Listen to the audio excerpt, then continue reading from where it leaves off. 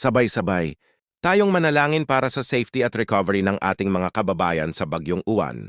Bago tayo matakot, sabay-sabay muna tayong manalangin. Sa mga ganitong oras, hindi lang ulan ang bumubuhos, kundi kaba, takot at pag-aalala.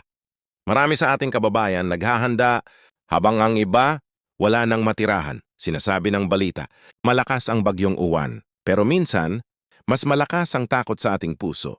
Nakakalimutan nating may Diyos na mas makapangyarihan sa anumang unos. Kahit gaano kalakas ang ulan, huwag nating kalimutan, ang Diyos hindi natitinag. Sabi sa Isaiah 41:10, huwag kang matakot sapagkat ako'y sumasa iyo.